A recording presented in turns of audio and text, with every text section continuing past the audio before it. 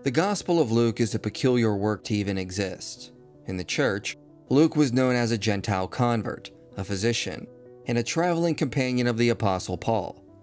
Paul obtained information on Jesus from Peter and James, but he didn't follow Jesus during his earthly ministry. And with only this fact to go on, it would make Luke 3 steps removed from Jesus. Why would we include a gospel in the biblical canon, written by someone so far removed from Christ? But the truth is more interesting than we realize. When we dive into the Gospel of Luke, we find strong evidence the author obtained eyewitness testimony on what Jesus taught and did, and we find indications that the Gospel does go back to Luke the physician. Thus, Luke is in fact based on eyewitness accounts.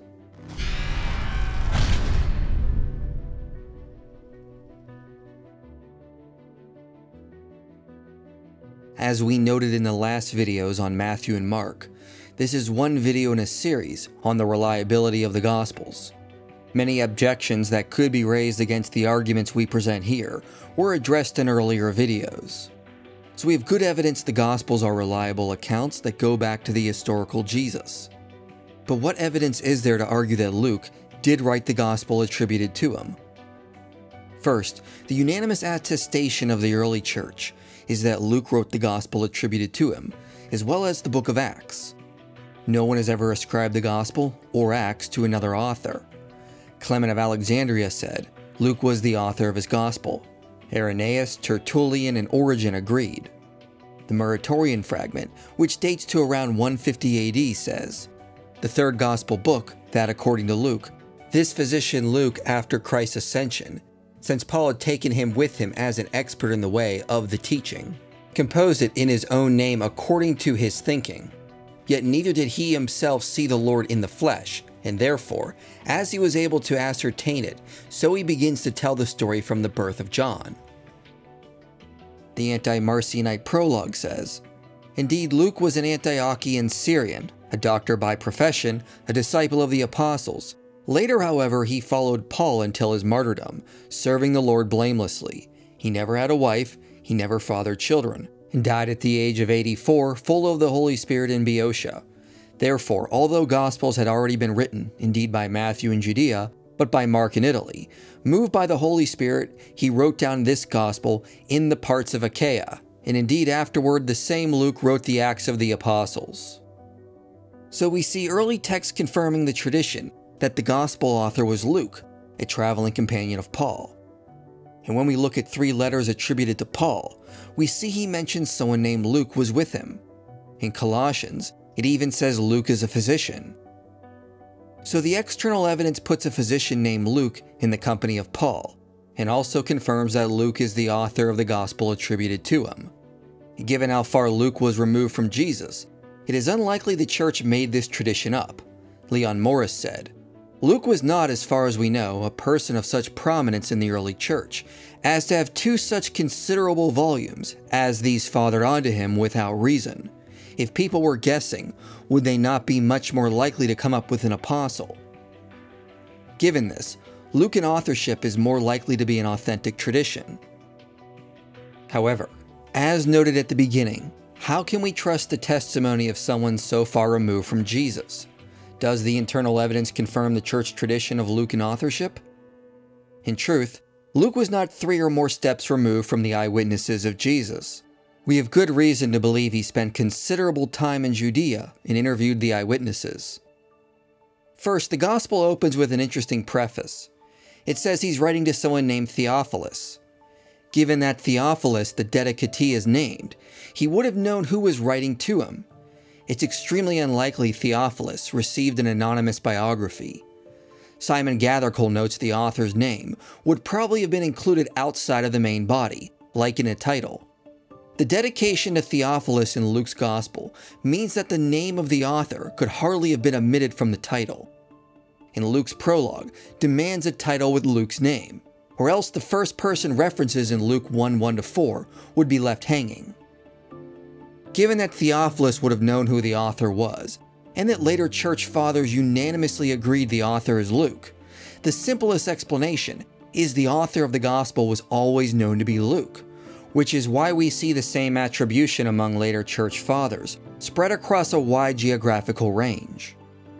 This is a more parsimonious explanation than the idea that Theophilus knew who the author was, but that knowledge was lost. Then someone in the 2nd century attributed it to Luke and had the power to convince the rest of the church that this man, who never met Jesus, was the author.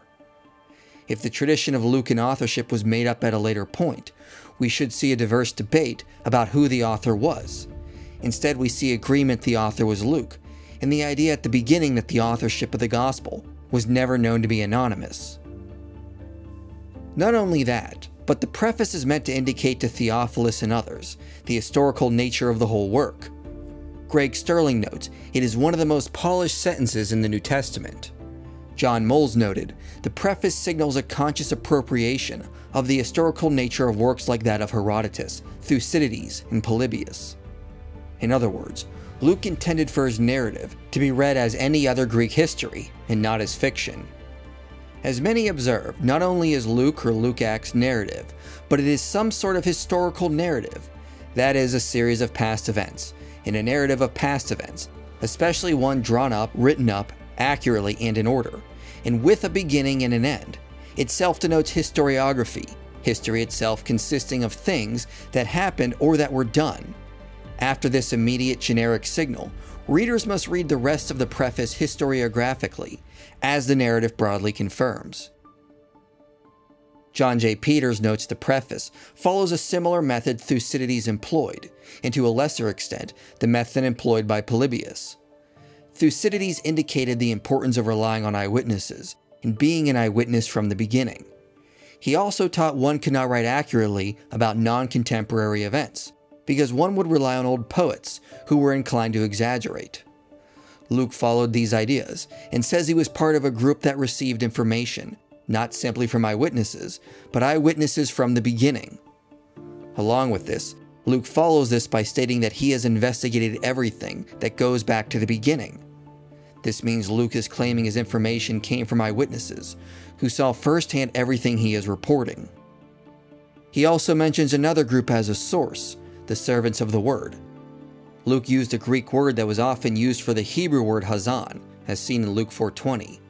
The hazans in Judea were responsible for keeping the sacred scrolls in the synagogue. So Luke indicates some special individuals preserved and controlled the tradition of Jesus.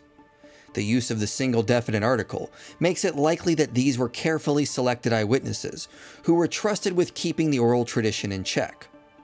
John J. Peters says, Luke may have distinguished these groups of eyewitnesses in order to highlight their respective roles as sources. The narrow group of eyewitnesses, servants of the word, functioning as sources for the reported speeches and dialogues, and the larger group of eyewitnesses, functioning as sources for the events narrated. Additionally, Claire Rothschild analyzed the claims ancient historians made in their prefaces and found 6 claims were commonly made. These were the claim to truth, the claim to accuracy, the claim to research, or have a narrative from the beginning, the claim to avoid style, the claim to order, and the claim to rely on autopsy or eyewitnesses. Rothschild notes the terminology is flexible, and not every claim was always utilized. But even with that, Luke utilized 5 of the 6 claims, indicating his work was very much written in the fashion of a history that is meant to pass along accurate eyewitness testimony. Luke also claimed his work as a narration, which is the same word Polybius, Josephus, and Diodorus used to refer to their histories. And Sean Adams noted, Luke's preface falls comfortably within the proportional range of historical prefaces. Eve Marie Becker noted he used a word that refers to obtaining complete knowledge, which was used in juridical or administrative contexts. One would not use this term unless they were suggesting a high degree of confidence that they obtained accurate and complete knowledge. When this term was observed in the writings of Josephus, Steve Mason remarked, "It is difficult to believe that he employed the akribia theme historiographically with little thought of its implications." Thus, Luke employed lexical and semantic features that one would expect if he necessarily relied on eyewitness testimony. It is unlikely Luke would go through the trouble of carefully mimicking Greco-Roman historiographical work and use such powerful language if he was merely writing a fictional account, or did not honestly believe he was passing on accurate eyewitness testimony. As Loveday Alexander remarked, "It is simplest to conclude, short of positive indications to the contrary, that Luke meant what he said." With this in mind, it is unfounded to assume Luke's gospel was intended to be fictional. Some skeptics have argued that if Luke did rely on eyewitnesses, it is odd he only mentions this in his preface and not throughout his gospel. But Peter's notes Thucydides also appeared to only mention his sources and methods in his preface. John Martin Colla suggested this was likely done to achieve a smooth narrative flow, which was probably also Luke's goal. Peter says, the critical point to highlight with Thucydides' handling of sources is that as a general rule, outside of the opening preface, he does not interrupt the narrative in order to cite, name, or discuss his sources. Equally important to note is that subsequent writers largely followed his convention of concealing the sources within their narrative. Luke Pitcher says one of the biggest problems we face is the fact that ancient historians concealed their sources within their narrative. So Luke was following the same pattern employed by other historians of his time. As Richard Bauckham said, the Gospels share broadly in the attitude to eyewitness testimony that was common among historians in the Greco-Roman period.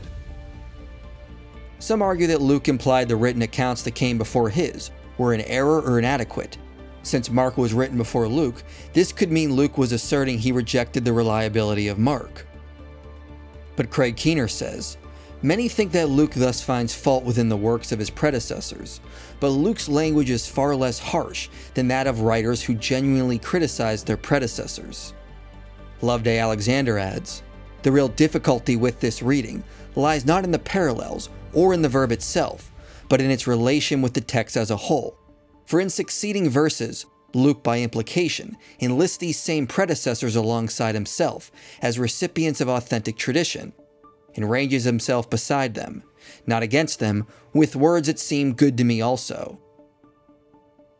Furthermore, since it is pretty clear Luke did use Mark as a source, he may not have rejected it outright, but merely thought it was missing important additional information that he obtained from other sources.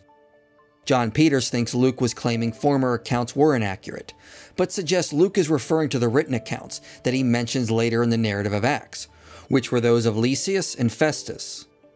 Either way, there is no good evidence that Luke thought Mark, or even Matthew, were inadequate or inaccurate. The preface is not the only place Luke stresses the importance of eyewitness testimony. In Acts, we see he recounts the time the disciples picked a replacement for Judas Iscariot. To meet the qualifications, Peter said the replacement must have been an eyewitness from the baptism of John until the ascension. So Luke noted the importance of being an eyewitness to be an authority in the church. Acts 24 records that Felix had more accurate information on the Christian movement. In the narrative, we can see this is because he was able to consult eyewitnesses, like Paul. In Acts 18, Luke tells us of the preaching of Apollos, but points out he was only taught on the baptism of John, so he needed to be corrected and updated because he obtained limited eyewitness testimony.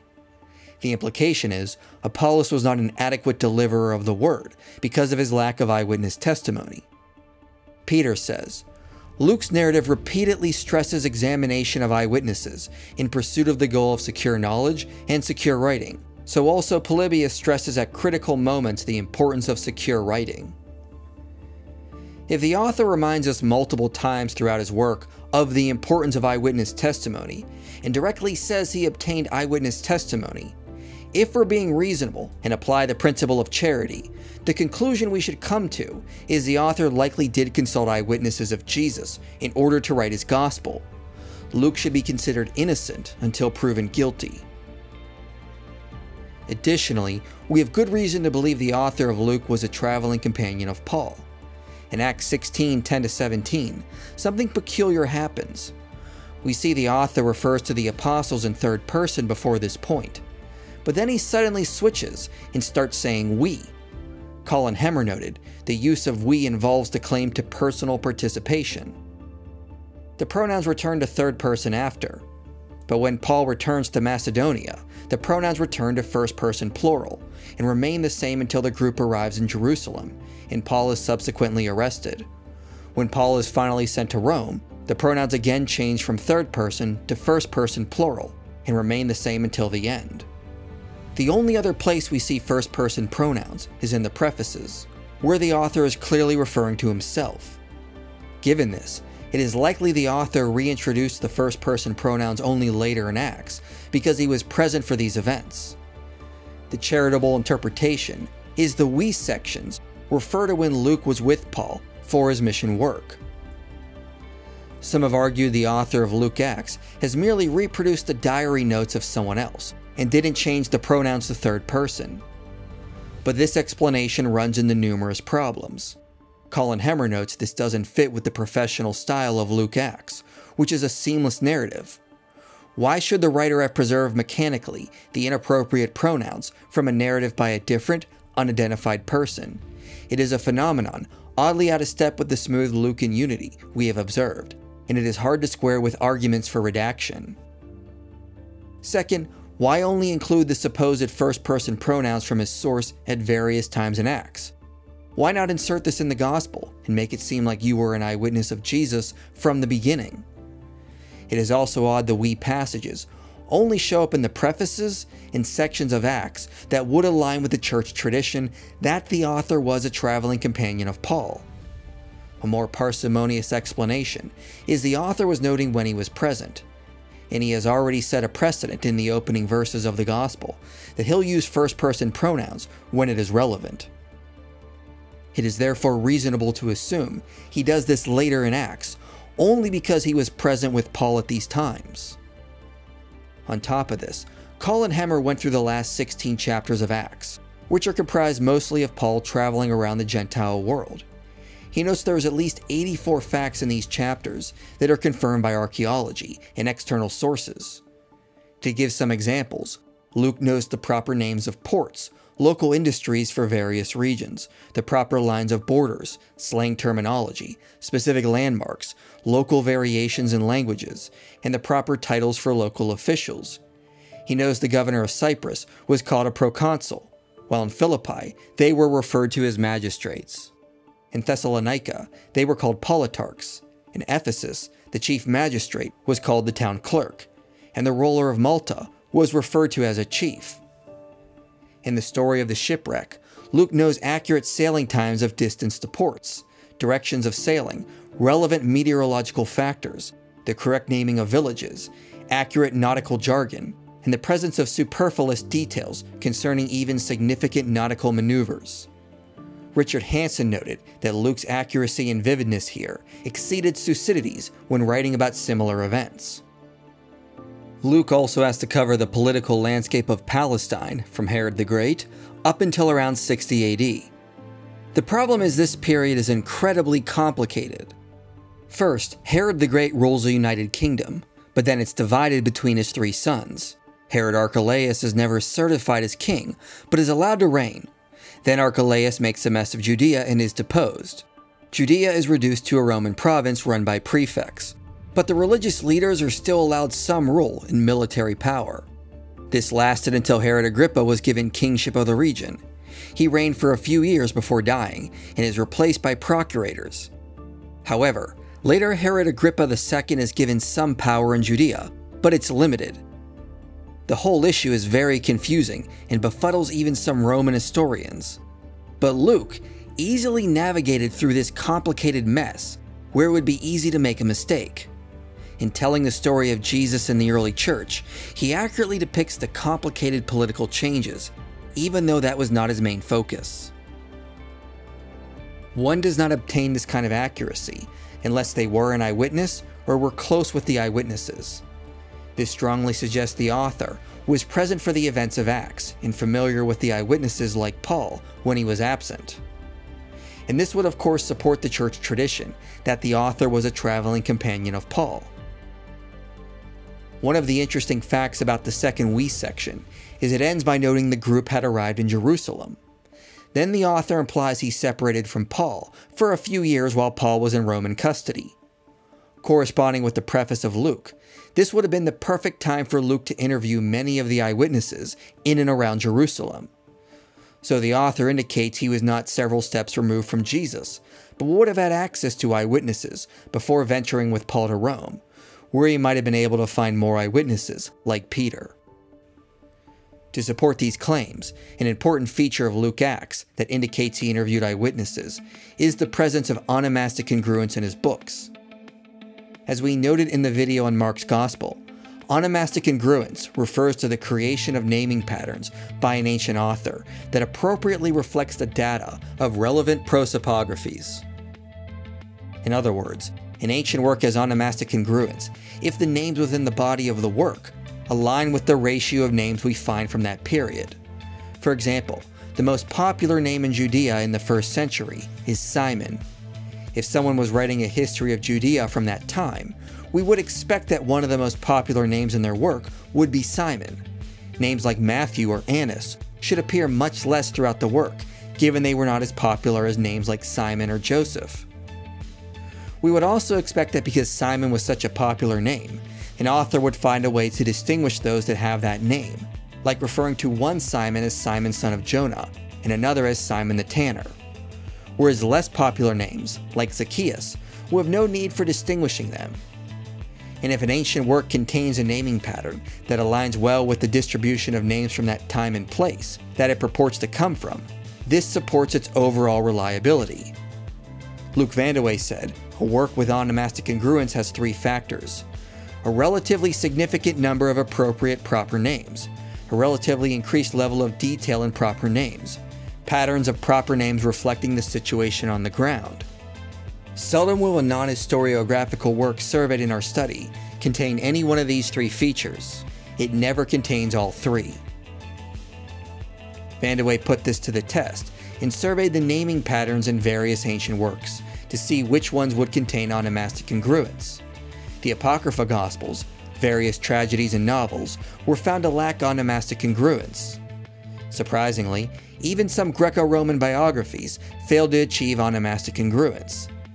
Thus, Vandeweghe noted, lacking onomastic congruence doesn't mean a work is not historical or reliable, but if a work does achieve it, it strengthens its overall reliability.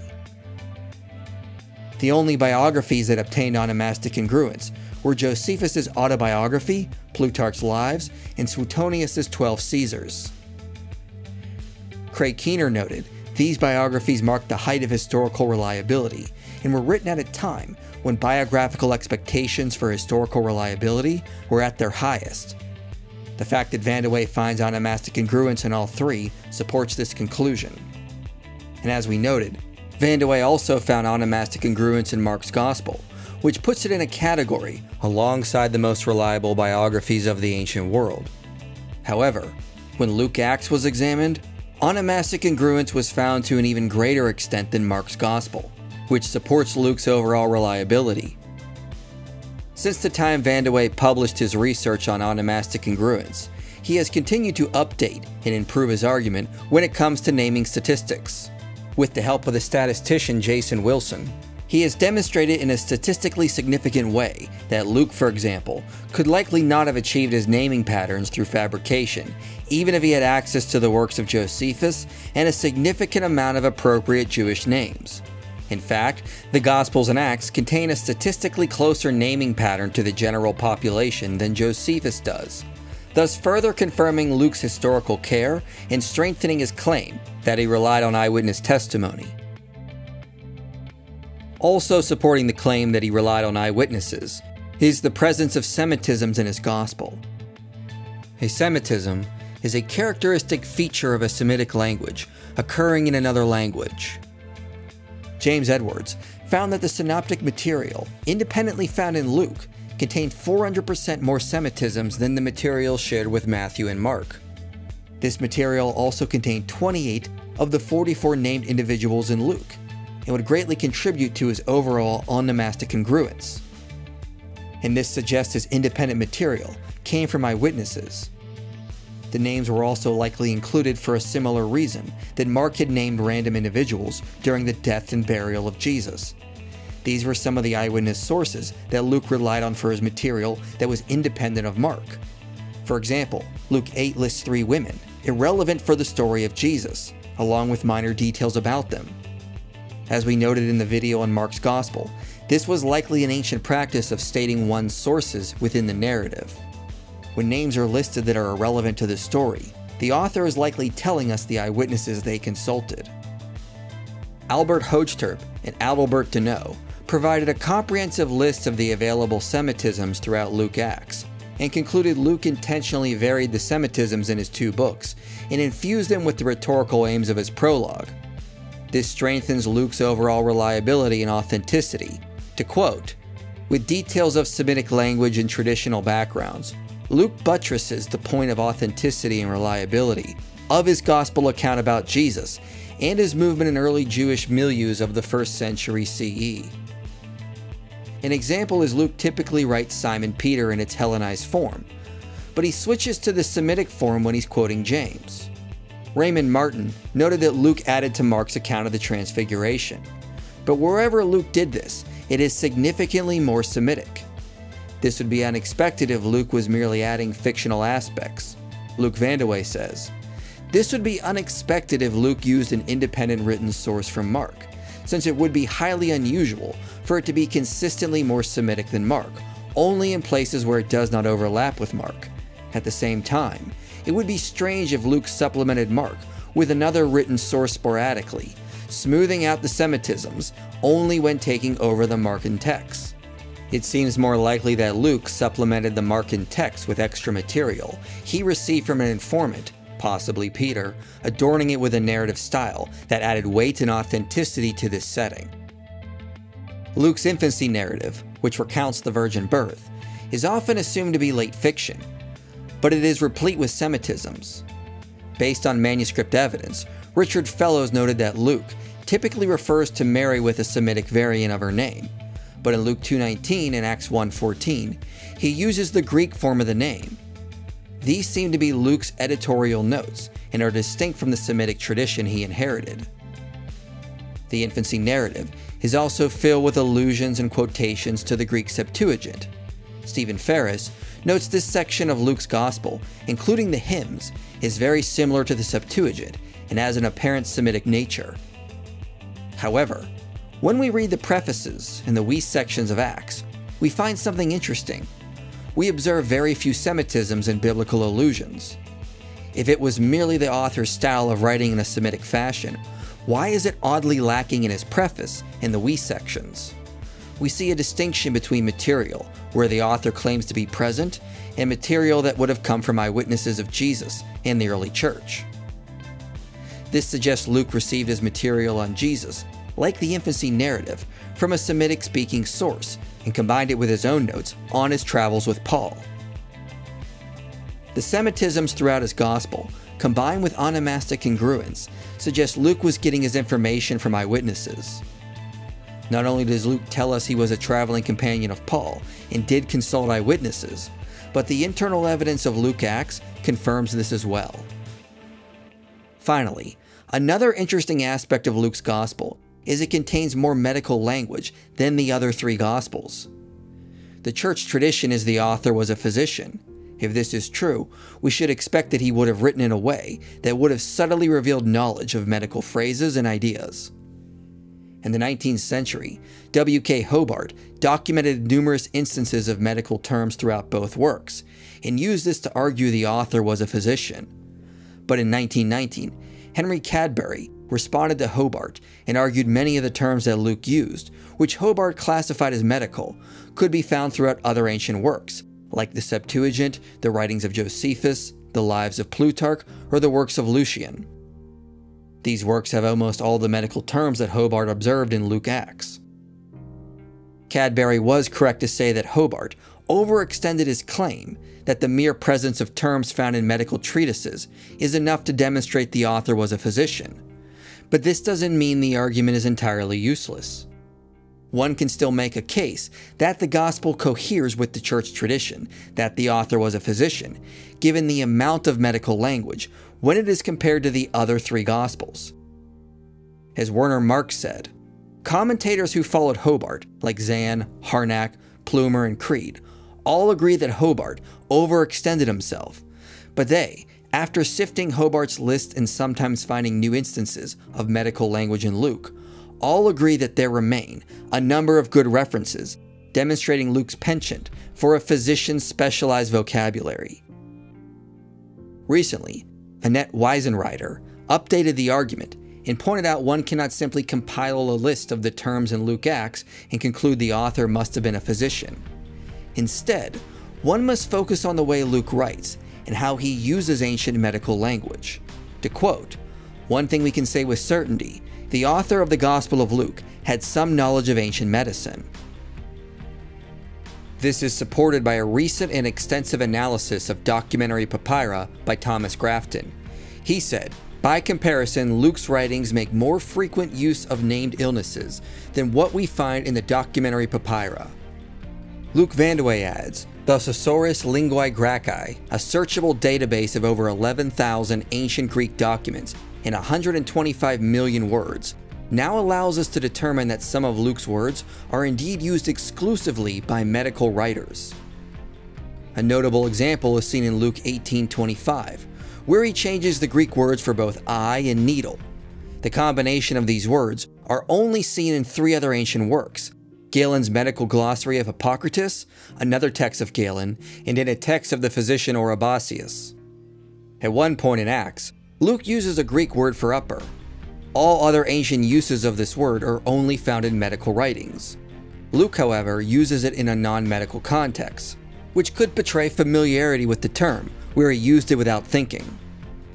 Luke opens his preface by saying, "Inasmuch as many have undertaken to compile a narrative of the things that have been accomplished among us." The whole preface mimics the style of writing of other historians, but this sentence aligns with the way the ancient physician Hippocrates opened one of his medical treatises. "As many have undertaken to speak or to write concerning the healing arts."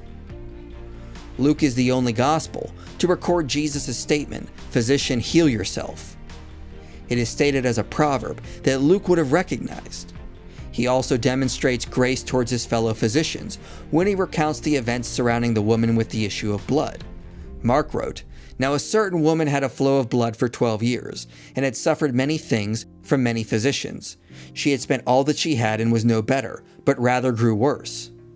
Luke is less harsh and only makes a clinical statement about the inability of the woman to get healed. Luke often adjusts Mark's wording to clarify the intensity of the medical description. Matthew and Mark only speak of a fever, but Luke made sure to emphasize that it was a high fever, and used terminology similar to what we find in medical literature.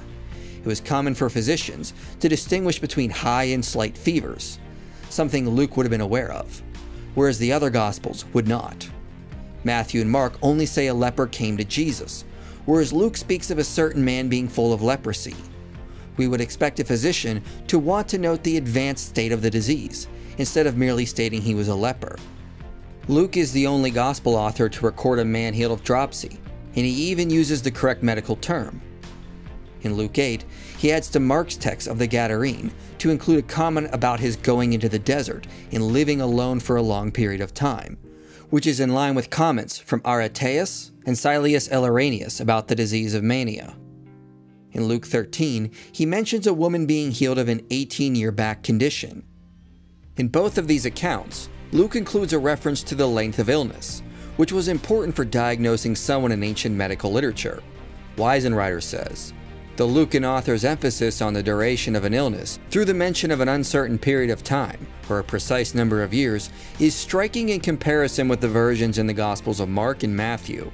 A statement of the duration of the illness, sometimes specifying a concrete number of years, is extremely relevant to the diagnosis of an illness in the Corpus Hippocraticum." Comparing the raising of Jairus' daughter in Matthew, Mark, and Luke, we see Luke arrange the account to fit an ancient medical description.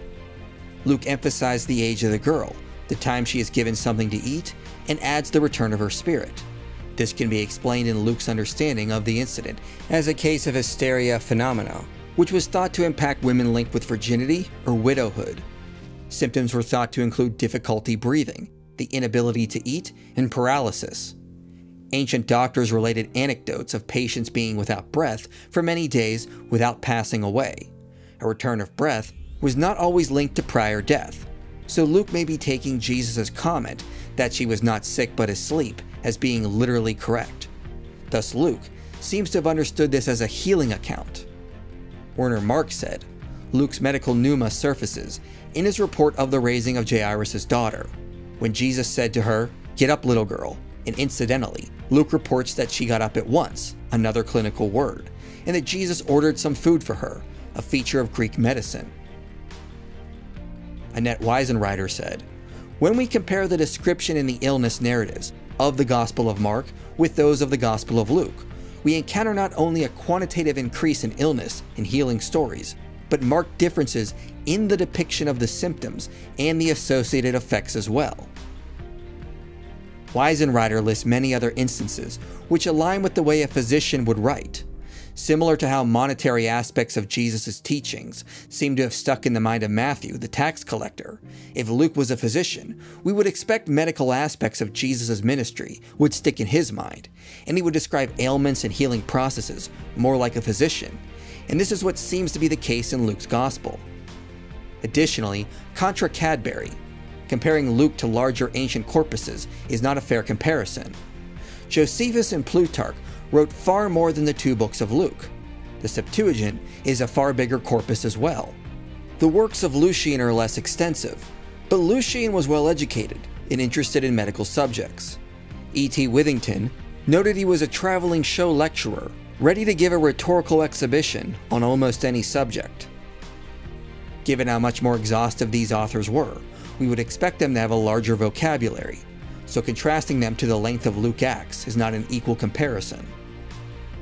In fact, given how much shorter Luke Acts is compared to these other collections, the fact that he had so much medical jargon for a smaller amount of text supports the theory the author was a physician. A better one to make is to compare Luke to the language of the other Gospels, given that they are more comparable in terms of size and speak of the same events.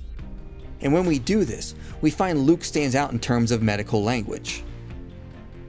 And finally, contra Hobart, the argument cannot be that the terms used by Luke could only have been used by a physician, but that the amount we find and how they are used, in comparison to the other Gospels, stands out and suggests the author had some medical training.